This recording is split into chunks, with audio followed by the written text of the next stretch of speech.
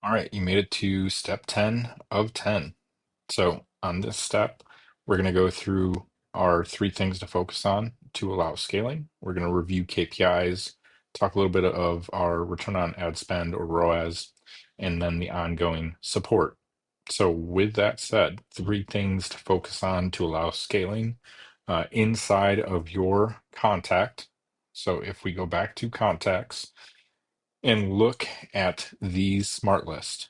If we are managing our smart list and going through, like I talked about, making sure that we're looking at our needing review for inbound comms so that we're talking to the ones that are responding to us and engaging with us, and then working our sales process from revenue first position, your either contract items that you have or offers that were made, and making sure that we're touching base with them first and foremost and following up with them and then working it backwards. That would be a super important part of running that sales process consistently and making sure that you're getting deals coming through, updating the next action and making sure it's up and current so that you have a sales process that you can run consistently.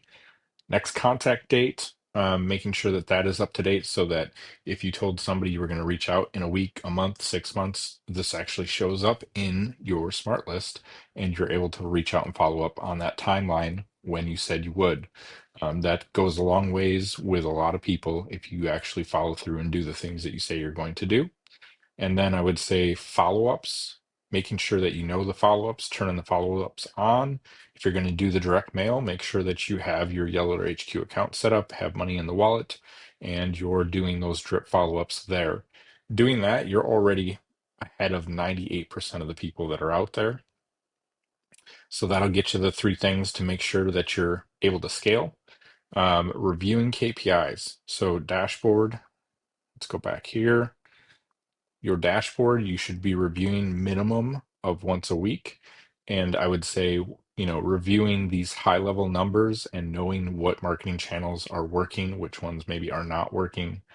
Usually a minimum of 60 to 90 days to see if it's working and then determine if you want to turn it off or move forward with that marketing channel.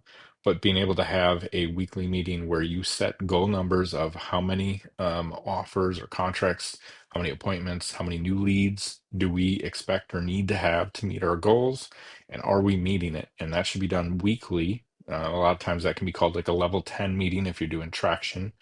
And then doing a check-in Wednesday and Fridays of where are we at with this? Is there any things that we're stuck on? Are we meeting our numbers? Are we not? Is there anything we need to do to adjust or change? And then every month, you need to look at it and see where we're at. And then every quarter, did we meet the quarterly numbers that we're trying to get to? And can we adjust or change things to meet those numbers?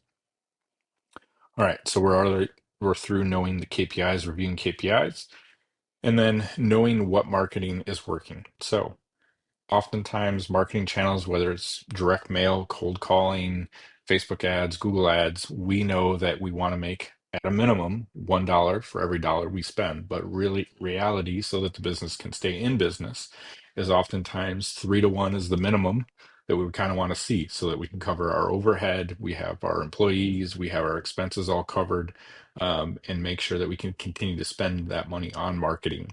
So take a look at your marketing on a weekly, monthly, quarterly basis, and then make a determination of should you be spending more money on it? Should you be spending less money? Do you need to look at maybe increasing a marketing budget, decreasing marketing budget? Are you not converting like you were before? So, for every 20 leads in the past, maybe you were converting one or two. Now it seems like it's one out of every 50. Is it a sales problem? Is it a training problem? Are they not following the scripts that you have? Things of that nature need to be looked at and then determine, is your messaging hitting the right people? And are you sending maybe your marketing to the people that meet your avatar? Are they in the right location? Do they have the financial ability to spend the money on the things that you're offering? Do they even have a car if you're offering auto detailing? Home services, a lot of times recent owners, recent purchasers are a good avenue for that. And if you're needing help finding some of these data points or list of where you can get, we can help with that. Reach out to us and we can talk on what that looks like or some recommended data vendors that we know of that can get some of that stuff to you. through the three already at this point: optimizing your plan, being able to review KPIs, and knowing what marketing is working or not working. And then we're going to talk on understanding how to reach support. So if we scroll down, again, we have our support channels. Make sure that you're in the online community asking your how-to questions. If you're going to create a ticket, go ahead and create that by clicking here, or you have the left bar over there that has a support ticket link. Every week, we're going to go live on Thursdays with Zoom. This will be in the community as well, where you can ask questions while we're live, or you can just jump directly on the Zoom link. And then we're going to be building out these training courses. We already have one that started, but we're going to continue to build that out and give more there. If you want to access your certificate again, you can click the View Completion Certificate. You can put in your name down here and save and view certificate. And here in a second, it'll pop up and then you can save it or print it if you wanted to, just in case you're needing to access that again. Obviously, close it out when you're done.